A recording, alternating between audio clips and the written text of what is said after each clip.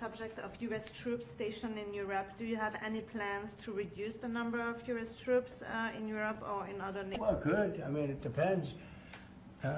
We pay for military over in Europe. You know, we don't get reimbursed by much. South Korea too. So it will be one of the things we discuss. That's unrelated to trade, but I think we'll make it part of it because it makes sense. Be nice to wrap it all up in one package for each country. You know, it's nice and clean, and we have plenty of law firms. These are great law firms that we signed with, the best.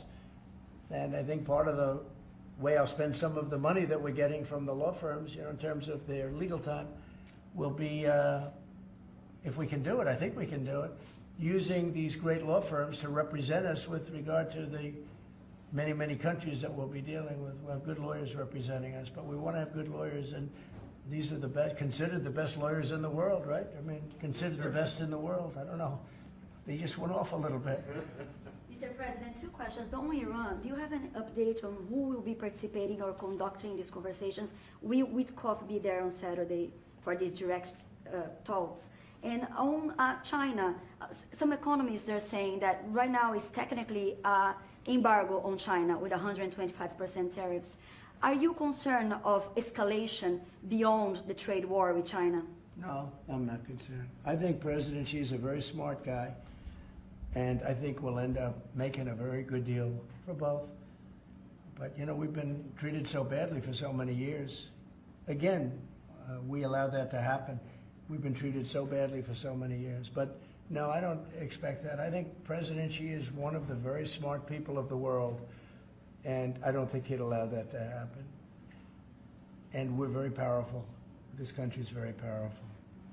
Let me tell you, it's far more powerful than people understand. We have weaponry that nobody has any idea what it is, and it is the most powerful weapons in the world that we have. More powerful than anybody, not even close. So nobody's going to do that, but I think that if that's what you're referring to, maybe it's not. But just in terms of basic escalation, which is what you said, no, I think that President Xi is a man who knows exactly what has to be done. He's a very smart man. He loves his country. I know that for a fact. I know him very well.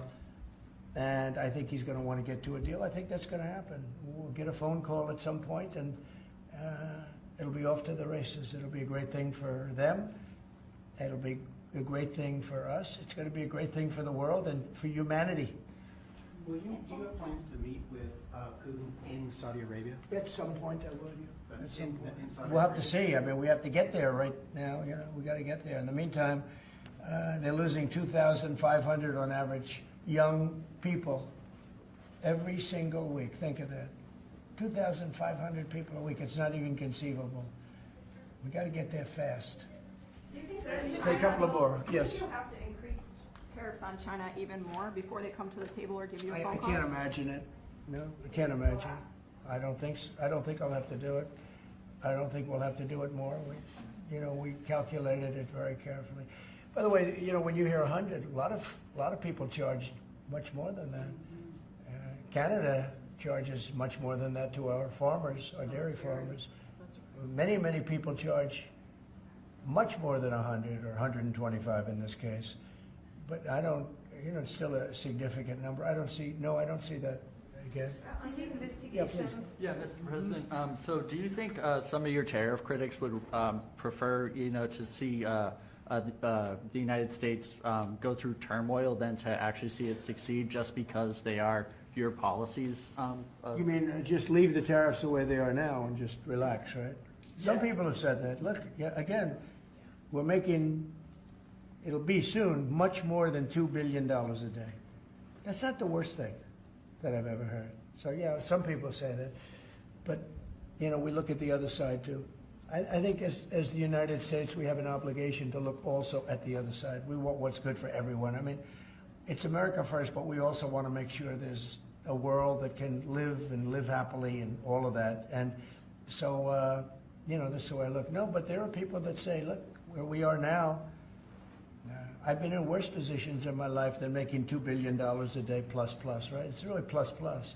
Thank you very much, everybody. Thank you, Press. Thank you, Press. Head it out. Thank you very much. Thanks, guys. Thank you. What? The markets are what? really changed your mind when it came to The putting markets top on right these now tariffs? are extremely good. But Thank you, before that- thank you. Thank you. Thank you, press. Thank you. You helped me a lot. I did, and you made me speaker, so thank you, Mr. President. That's good too. And Gretchen, I think everybody knows. So we're working on that very hard, and I think we'll come home with a winner for Michigan, okay? I just spoke with the Secretary of Defense. Sometimes we call him the Secretary of War. It used to be called the Secretary of War. They changed it when we became a little bit politically correct. But I think we're in great shape. We're going to be in great shape. So thank you very much for being here. Thank you very much, Matt. Congratulations. Great job. So we'll start with the first orders. And I think we have one for a man named Mike Huckabee. Does anyone know Mike Huckabee? Yes, sir. He's going to be a great ambassador to Israel. So this- And they're thrilled to have him, that I can tell you. Go ahead. Yes, sir. So the Senate confirmed Governor Huckabee to be your next ambassador to Israel earlier today. That's his commission as ambassador. And then we also have a transmittal letter to the President of Israel requesting that he accept Ambassador Huckabee's credentials. He's going to be fantastic. He's going to bring home the bacon, And then even though there's, bacon isn't too big in Israel. that's just the I third had letter. to clear that up.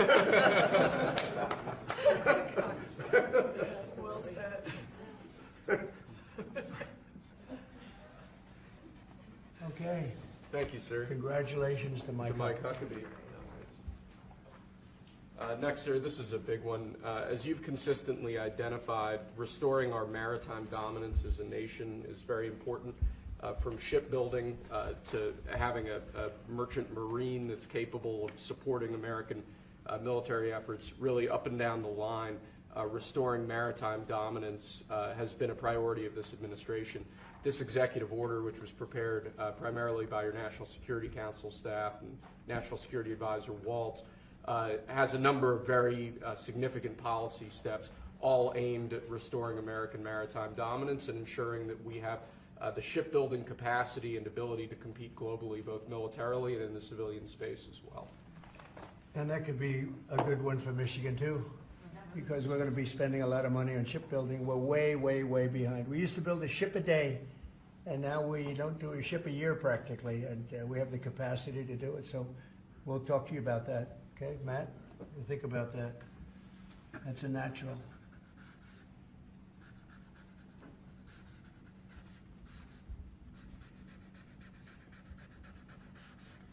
Okay, shipbuilding. That's a good one. Okay, thank you. Thank you, sir. The next executive order relates to defense procurement. Our current defense procurement process has been criticized by many folks on both sides of the aisle as being too slow to adapt to new and changing technologies, not delivering the sorts of weapons and systems that our warfighters need in order to compete on the battlefields of the future.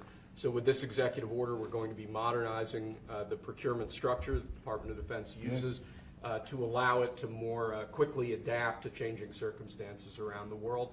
And we're also going to be launching a review of existing procurement programs to ensure that we're getting value for the money and to ensure that we're getting the best possible systems in the field. And which are currently horrible. I tell you, they're horrible. That process is ridiculous, what they do. They get the highest price and not even good-looking equipment, and we're changing it. We're going to change it to the best. So this is very, very important.